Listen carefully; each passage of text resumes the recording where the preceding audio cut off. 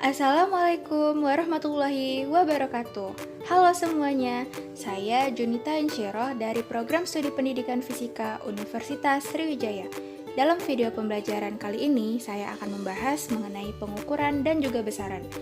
Diharapkan semoga video ini dapat bermanfaat dan selamat menonton.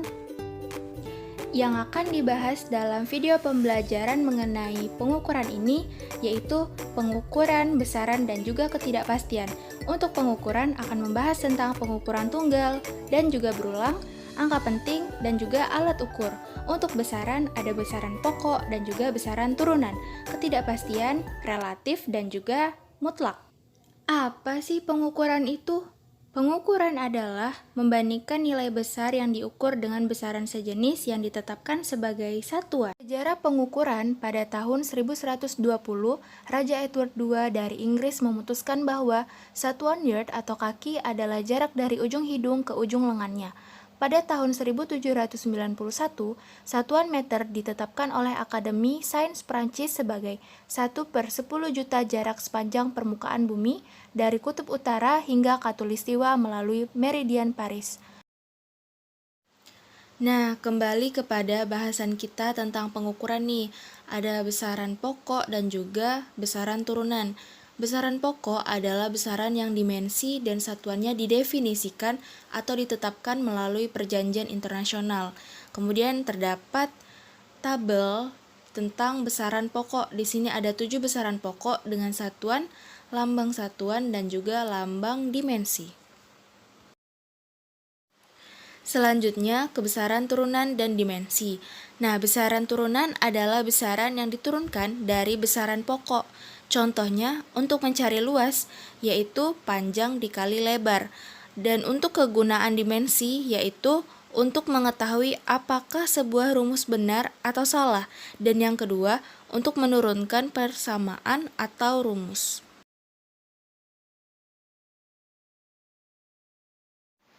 Di sini bisa dilihat terdapat tabel konversi satuan, bukan satuan internasional ya teman-teman, di mana jumlah satuannya ini ada 13. Kemudian terdapat tabel mengenai awalan-awalan dalam satuan internasional, seperti yang bisa teman-teman lihat dan juga contoh soal.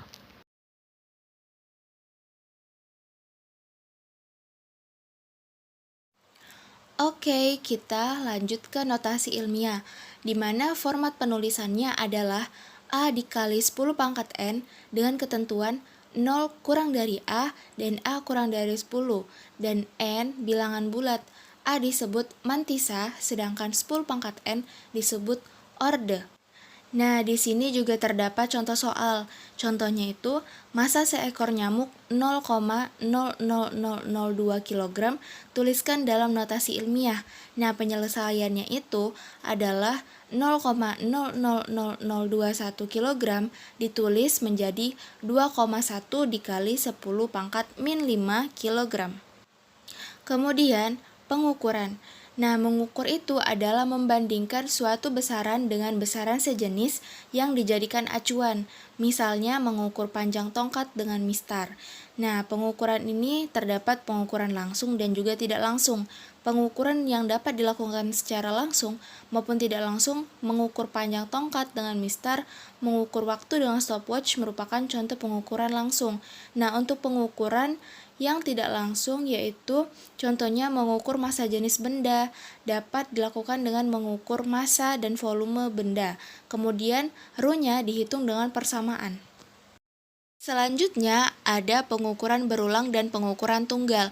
Pengukuran suatu besaran dapat dilakukan cukup hanya sekali jika diyakini sudah menghasilkan nilai yang terbaik.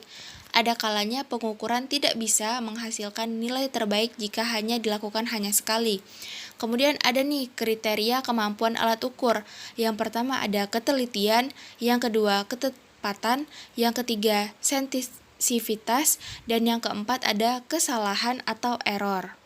Alat ukur panjang, pengukuran panjang benda dapat dilakukan dengan meteran, mistar, jangka sorong, dan juga mikrometer skrup.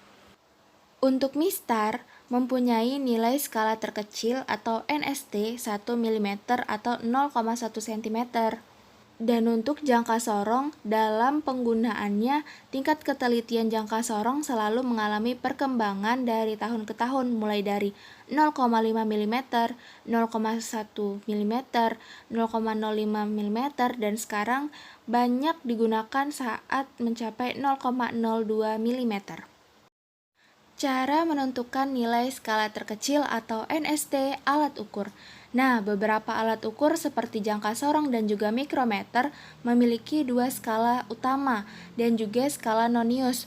Untuk menentukan NST, alat ukur tersebut dapat ditentukan dengan menggunakan rumus NST sama dengan nilai skala terkecil dari skala utama dibagi dengan jumlah skala nonius.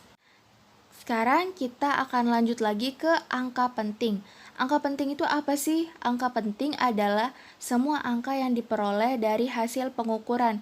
Jadi, angka penting ini terdiri dari atas angka penting dan angka taksiran atau angka yang diragukan sesuai dengan alat ukur yang digunakan. Angka penting itu terdapat aturan penentuan jumlah digit pada angka hasil pengukuran, di mana yang bisa kalian lihat pada video terdapat 5 contoh atau 5 bagian untuk aturan dari penentuan angka penting. Selanjutnya yaitu aturan perhitungan angka penting.